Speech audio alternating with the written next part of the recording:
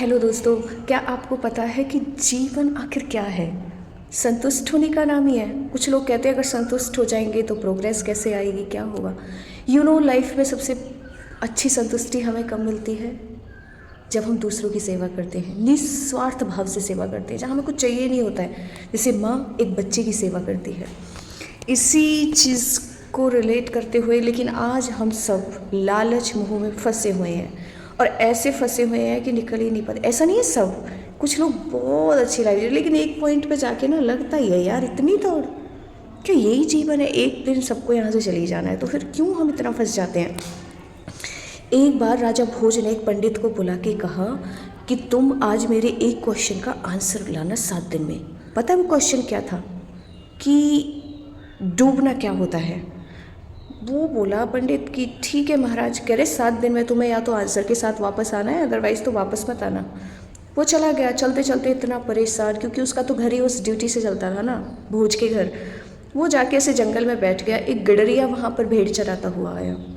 उसने उसको जब दुखी देखा तो बोला, अरे वाह, आप तो राजा के भोज के पंडित हो, आप यहाँ ऐसे आज क्यों उदास दिखाई दे रहे हो? आपके पास न धन की कमी है ना सम्मान की कमी है। उसने कहा कि मैं राजा की ही वजह से परेशान हूँ, उन्होंने आज मुझसे बड़ा ही अजीब सा क्वेश्चन पूछा है, बट तुम तो गडरिये हो, तुम मेरे क्वेश्चन का क्या आंसर दे पाओगे? उसने कहा अच्छा ठीक है, तो क्या क्वेश्चन है? उसने कहा ऐसे ऐसे ना राजा ने मुझसे पूछा था कि डूबना क्या होता है। उसने कहा ठीक है, कोई बात नहीं, मेरे पास तुम्हारे लिए एक सुजेशन है। मेरे पास एक पारस है और पारस से तुम पत्थरों को सोना बना सकते हो। उस पारस का यूज करो तो मेरे जैसे हजारों गडरिया तुम्हारे पीछे घूमेंगे। उसने कहा चलो ये भी ठीक है, मैं राजा के घर जॉब तो पैसे के लिए ही करता हूँ, ठीक है। तो उसने कहा लेकिन पारस को मैं तुम्हें तब दूंगा जब तुम मेरी भेड़ का दूध पियोगे। उसने कहा ठीक। उसने कहा अरे यार, ये तो भेड़ का दूध पीना पड़ेगा, मैं तो पंडित हूँ। उसने कहा कि यार चलो कोई बात नहीं, मैं पी लेता हूँ। उसने कहा तुम्हें मेरा झूठा दूध पीना पड़ेगा। उसने कहा पंडित से ऐसे बात कर रहे हो, गडरिये का दूध कह रहे, तो ठीक है मैं पारस पत्थर तुम्हें नहीं दूंगा। उसने कहा ठीक है चलो, मैं तुम्हारा झूठा दूध भी पी लूँगा। तो फिर गडरिये ने कहा नहीं नहीं, मेरा ही झूठा नहीं, वो जो सामने किसी की खोपड़ी पड़ी हुई है ना, उस खोपड़ी में डाल के तुम्हें दूध भर के पीना है। उसने कहा शिट यार, अब मैं इतना भी तो नहीं वो कर सकता। तो उसने कहा ठीक है, तुम्हें पारस नहीं मिलेगा। और वो इंसान लालच में फंसता जा रहा था, चाहिए था पारस, और वो काम करने के लिए तैयार था जो काम उसके लिए ठीक भी नहीं थे एक्चुअल में। उसने कहा ठीक है, मैं उसमें पी लूँगा। उसने कहा ठीक है, उसमें डाल के और झूठा जब मैं कर दूँगा तब तुम्हें उसको पीना पड़ेगा, और वो दूध आधे दिन बाद जब सड़ चुका होगा जब तुम्हें पीना पड़ेगा।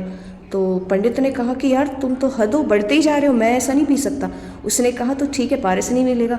उसने कहा चलो ठीक है। तो तब गडरिया इतनी तेज तेज हंसने लगा। उसने कहा पंडित जी, यही डूबना है। हम कई बार ना लालच में इतना डूब जाते हैं कि हमें ये भी नहीं पता होता कि क्या सही है और क्या गलत।